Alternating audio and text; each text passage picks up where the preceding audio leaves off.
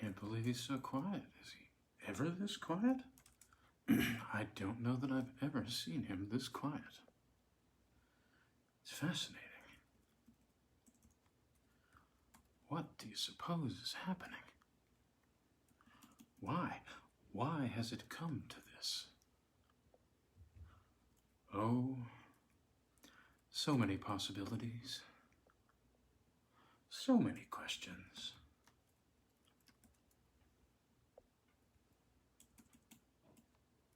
So much unknown. But speculation is free. Oh, yes it is. Speculation is readily available in 9 fabulous flavors. Speculation? Is that what it's called? Speculation? Am I thinking of speculoos? Oh, well. Oh, wow, and he's gone from being quiet to mumbling strange things to himself as if he doesn't know we're here. It's puzzling to say the least. It's positively stunning. Has he lost his mind? It would be appropriate. Possibly statistically improbable that while one is spending so much time telling tales of madness and the impossible, that one should oneself go mad. Well, hey gang. Howdy. So listen, I'm kind of addicted to Mr. Algernon Blackwood right now.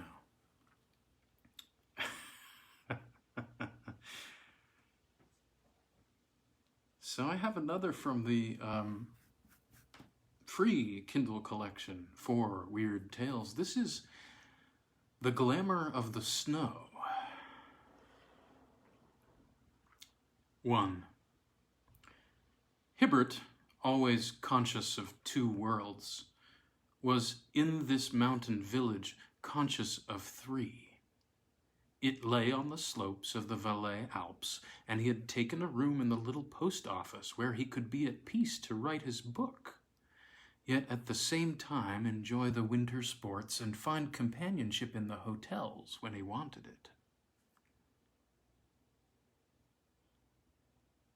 The 3 worlds that met and mingled here seemed to his imaginative temperament very obvious, though it is doubtful if another mind less intuitively equipped would have seen them so well defined. There was the world of tourist English, civilized, quasi-educated, to which he belonged by birth. At any rate, there was the world of peasants, to which he felt himself drawn by sympathy, for he loved and admired their toiling, simple life. And there was this other, which he could only call the world of nature. To this last, however, in virtue of a vehement poetic imagination, and a tumultuous pagan instinct fed by his very blood, he felt that most of him belonged. The others borrowed from it, as it were, for visits. Here, with the soul of nature, hid his central life. Between all 3 was conflict, potential conflict. On the skating rink each Sunday, the tourists regarded the natives as intruders. In the church, the peasants plainly questioned, "Why do you come? We are here to worship, you to stare and whisper." For neither of these 2 worlds accepted the other, and neither did nature accept the tourists, for it took advantage of their least mistakes, and indeed, even of the peasant world, accepted only those who were strong and bold enough to invade her savage domain with sufficient skill to protect themselves from several forms of death. Now, Hibbert was keenly aware of this potential conflict and want of harmony. He felt outside, yet caught by it, torn in the three directions because he was partly of each world, but wholly in only one. There grew in him a constant, subtle effort, or at least desire, to unify them and decide positively to which he should belong and live in. The attempt, of course, was largely subconscious. It was the natural instinct of a richly imaginative nature seeking the point of equilibrium, so that the mind could feel at peace and his brain be free to do good work. Among the guests, no one especially claimed his interest. The men were nice but undistinguished, athletic schoolmasters, doctors snatching a holiday, good fellows all, the women equally various, the clever, the would-be-fast, the dare-to-be-dull, the women who understood, and the usual pack of jolly dancing girls and flappers. And Hibbert, with his 40-odd years of thick experience behind him, got on well with the lot. He understood them all. They belonged to definite, predigested types that are the same the world over, and that he had met the world over long ago. But to none of them did he belong. His nature was too multiple to subscribe to the set of shibboleths of any one class. And since all liked him and felt that somehow he seemed outside of them, spectator, looker-on, all sought to claim him. In a sense, therefore, the three worlds fought for him, natives, tourists, nature. It was thus began the singular conflict for the soul of Hibbert. In his soul, however, it took place. Neither the peasants nor the tourists were conscious that they fought for anything, and nature, they say, is merely blind and automatic. The assault upon him of the peasants may be left out of account, for it is obvious that they stood no chance of success. The tourist world, however, made a gallant effort to subdue him to themselves. But the evenings in the hotel, when dancing was not in order, were English. The provincial imagination was set upon a throne and worshipped heavily through incense of the stupidest conventions possible. Hibbert used to go back early to his room in the post office to work. It is a mistake on my part to have realized that there is any conflict at all, he thought, as he crunched home over the snow at midnight after one of the dances. It would have been better to have kept outside it all and done my work. Better, he added, looking back down the silent village street to the church tower, and safer. The adjective slipped from his mind before he was aware of it. He turned with an involuntary start and looked about him. He knew perfectly well what it meant. This thought that had thrust its head up from the instinctive region, he understood without being able to express it fully, the meaning that betrayed itself in the choice of the adjective. For if he had ignored the existence of this conflict, he would at the same time have remained outside the arena. Whereas now he had entered the lists. Now this battle for his soul must have issue, and he knew that the spell of nature was greater for him than all other spells in the world combined, greater than love, revelry, pleasure, greater even than study. He had always been afraid to let himself go. His pagan soul dreaded her terrific powers of witchery even while he worshipped. The little village already slept. The world lay smothered in snow. The chalet roofs shone white beneath the moon, and the pitch-black shadows gathered against the walls of the church.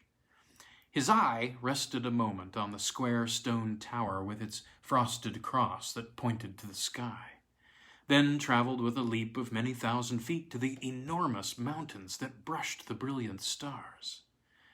Like a forest rose the huge peaks above the slumbering village, measuring the night and heavens.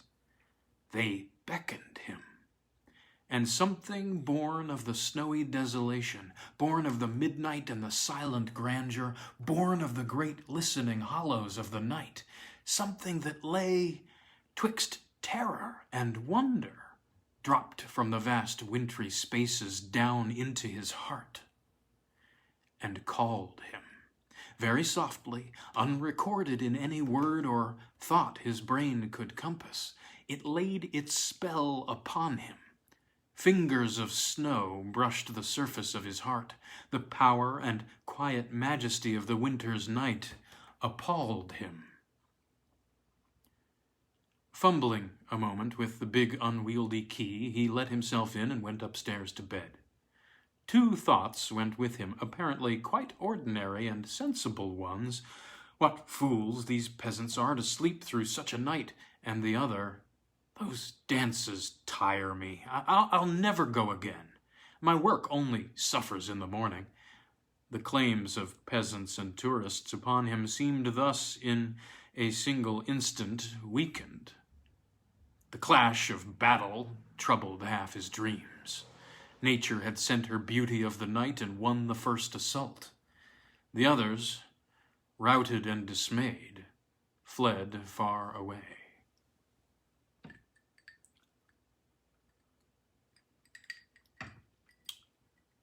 Two. Don't go back to your dreary old post office. We're going to have supper in my room. Something hot. Come and join us. Hurry up. There had been an ice carnival, and the last party, tailing up the snow slope to the hotel, called him. The Chinese lanterns smoked and sputtered on the wires. The band had long since gone. The cold was bitter, and the moon came only momentarily between high, driving clouds.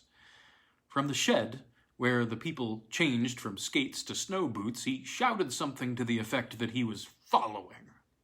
But no answer came.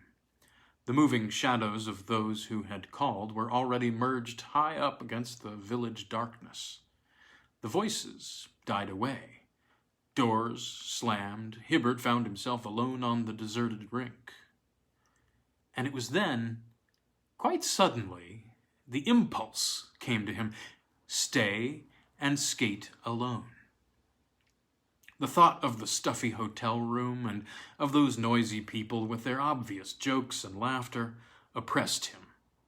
He felt a longing to be alone with the night, to taste her wonder all by himself, there beneath the stars, gliding over the ice.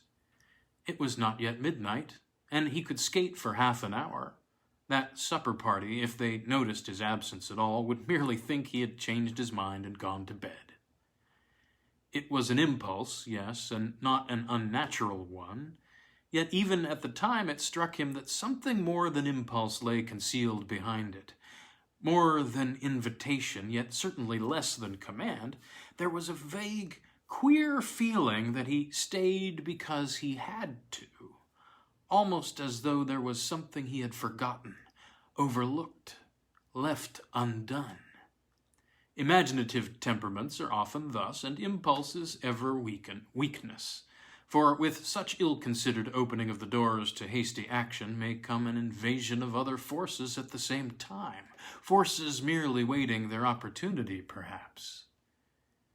He caught the fugitive warning even while he dismissed it as absurd, and the next minute he was whirling over the smooth ice in delightful curves and loops beneath the moon. There was no fear of collision. He could take his own speed and space as he willed. The shadows of the towering mountains fell across the rink, and a wind of ice came from the forests where the snow lay 10 feet deep. The hotel lights winked and went out. The village slept. The high-wire netting could not keep out the wonder of the winter night that grew about him like a presence. He skated on and on, keen exhilarating pleasure in his tingling blood, and weariness all forgotten. And then, midway in the delight of rushing movement, he saw a figure gliding behind the wire netting, watching him. With a start that almost made him lose his balance, for the abruptness of the new arrival was so unlooked for, he paused and stared. Although the light was dim, he made out that it was the figure of a woman, and that she was feeling her way along the netting, trying to get in. Against the white background of the snowfield, he watched her rather stealthy efforts as she passed with a silent step over the banked-up snow. She was tall and slim and graceful. He could see that even in the dark. And then, of course, he understood it was another adventurous skater like himself, stolen down unawares from hotel or chalet and searching for the opening.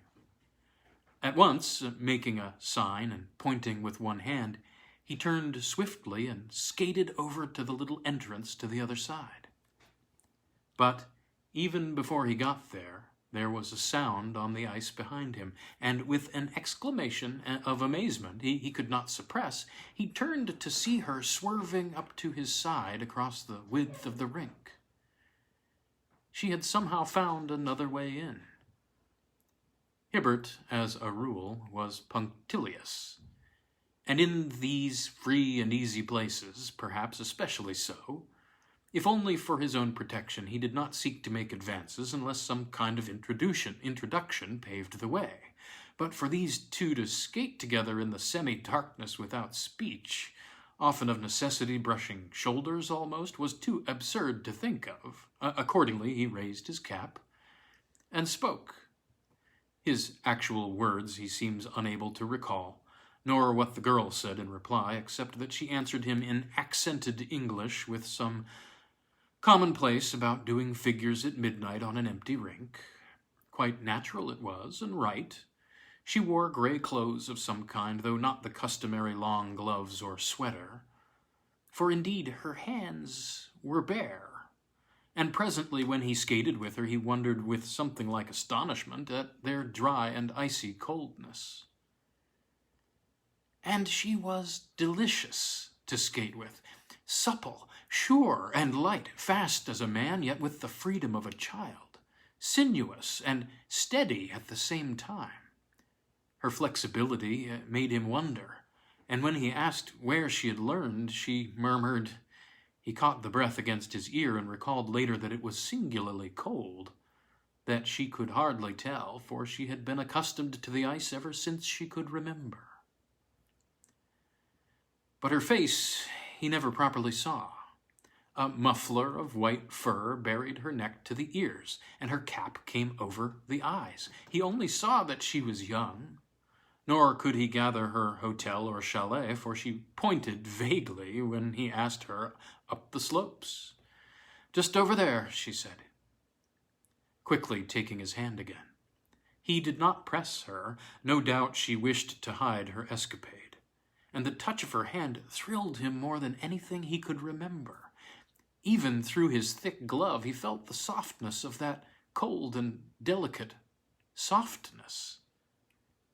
The clouds thickened over the mountains. It grew darker. They talked very little and did not always skate together. Often they separated, curving about in corners by themselves, but always coming together again in the center of the rink. And when she left him thus, Hibbert was conscious of missing her. He found a peculiar satisfaction, almost a fascination, in skating by her side. It was quite an adventure, these two strangers with the ice and snow and night.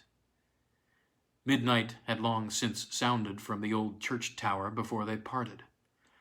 She gave the sign, and he skated quickly to the shed, meaning to find a seat and help her take her skates off. Yet when he turned, she had already gone. He saw her slim figure gliding away across the snow, and hurrying for the last time round the rink alone, he searched in vain for the opening she had twice used in this curious way. How very queer, he thought, referring to the wire netting. She must have lifted it and wriggled under. Wondering how in the world she managed it, what in the world had possessed him to be so free with her, and who in the world she was, he went up the steep slope to the post office and so to bed, her promise to come again another night still ringing delightfully in his ears. And curious were the thoughts and sensations that accompanied him. Most of all, perhaps, was the half-suggestion of some dim memory that he had known this girl before, had met her somewhere, more that she knew him. For in her voice, a low, soft, windy little voice it was, tender and soothing for all its quiet coldness, there lay some faint reminder of two others he had known, both long since gone, the voice of the woman he had loved, and the voice of his mother. But this time, through his dreams, there ran no clash of battle. He was conscious, rather, of something cold and clinging that made him think of sifting snowflakes climbing slowly with entangling touch and thickness round his feet. The snow, coming without noise, each flake so light and tiny none can mark the spot whereon it settles, yet the mass of it able to smother whole villages, wove through the very texture of his mind, cold, bewildering, deadening effort with its clinging network of 10 million feathery touches.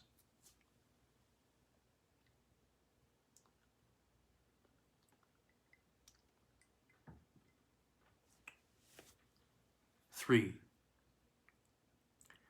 In the morning, Hibbert realized he had done perhaps a foolish thing. The brilliant sunshine that drenched the valley made him see this, and the sight of his work table with its typewriter, books, papers, and the rest brought additional conviction. To have skated with a girl alone at midnight, no matter how innocently the thing had come about, was unwise. Unfair, especially to her. Gossip in these little winter resorts was worse than in a provincial town. He hoped no one had seen them. Luckily, the night had been dark. Most likely, none had heard the ring of skates. Deciding that in future he would be more careful, he plunged into work and sought to dismiss the matter from his mind. But in his times of leisure, the memory returned persistently to haunt him. When he skied, luged, or danced in the evenings, and especially when he skated on the little rink, he was aware that the eyes of his mind forever sought this strange companion of the night. 100 times he fancied that he saw her, but always sight deceived him. Her face he might not know, but he could hardly fail to recognize her figure, yet nowhere among the others did he catch a glimpse of that slim young creature he had skated with alone beneath the clouded stars. He searched in vain. Even his inquiries as to the occupants of the private chalets brought no results. He had lost her. But the queer thing was that he felt as though she were somewhere close. He knew she had not really gone. While people came and left with every day, it never once occurred to him that she had left. On the contrary, he felt assured that they would meet again. This thought he never quite acknowledged. Perhaps it was the wish that fathered it only. And even when he did meet her, it was a question how he would speak and claim acquaintance, or whether she would recognize himself. It might be awkward. He almost came to dread a meeting, though dread, of course, was far too strong a word to describe an emotion that was half delight, half wondering anticipation. Meanwhile, the season was in full swing. Hibbert felt in perfect health, worked hard, skied, skated, luged, and at night danced fairly often in spite of his decision. This dancing was, however, an act of subconscious surrender. It really meant he hoped to find her among the whirling couples. He was searching for her without quite acknowledging it to himself, and the hotel world, meanwhile, thinking it had won him over, teased and chafed him. He made excuses in a similar vein, but all the time he watched and searched and waited. For several days the sky held clear and bright and frosty, bitterly cold, everything crisp and sparkling in the sun, but there was no sign of fresh snow, and the skiers began to grumble. On the mountains was an icy crust that made running dangerous. They wanted the frozen, dry, and powdery snow that makes for speed, renders steering easier and falling less severe. But the keen east wind showed no signs of changing for a whole 10 days. Then, suddenly, there came a touch of softer air, and the weather-wise began to prophesy. Hibbert, who was delicately sensitive to the least change in earth or sky, was perhaps the first to feel it, only he did not prophesy. He knew through every nerve in his body that moisture had crept into the air, was accumulating, and that presently a fall would come. For he responded to the moods of nature like a fine barometer.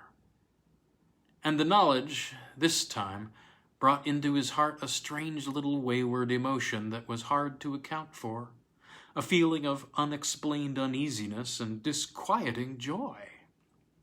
For behind it, woven through it, rather, ran a faint exhilaration that connected remotely somewhere with that touch of delicious alarm, that tiny anticipating dread that so puzzled him when he thought of his next meeting with his skating companion of the night. It lay beyond all words, all telling, this queer relationship between the two, but somehow the girl and snow ran in a pair across his mind. Perhaps for imaginative writing men, more than for other workers, the smallest change of mood betrays itself at once. His work, at any rate, revealed this slight shifting of emotional values in his soul. Not that his writing suffered, but that it altered, subtly, as those changes of sky or sea or landscape that come with the passing of afternoon into evening, imperceptibly. A subconscious excitement sought to push outwards and express itself, and knowing the uneven effect such moods produced in his work, he laid his pen aside and took instead to reading that he had to do. Meanwhile, the brilliance passed from the sunshine. The sky grew slowly overcast. By dusk, the mountain tops came singularly close and sharp.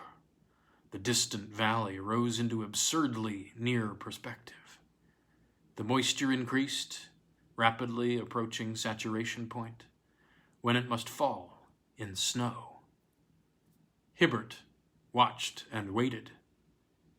And in the morning, the world lay smothered beneath its fresh white carpet. It snowed heavily till noon, thickly, incessantly, chokingly, a foot or more. Then the sky cleared. The sun came out in splendor. The wind shifted back to the east, and frost came down upon the mountains with its keenest and most biting tooth. The drop in the temperature was tremendous, but the skiers were jubilant. Next day, the running would be fast and perfect. Already the mass was settling, and the surface freezing into those moss-like, powdery crystals that make the ski run almost of their own accord with the faint sishing as of a bird's wings through the air.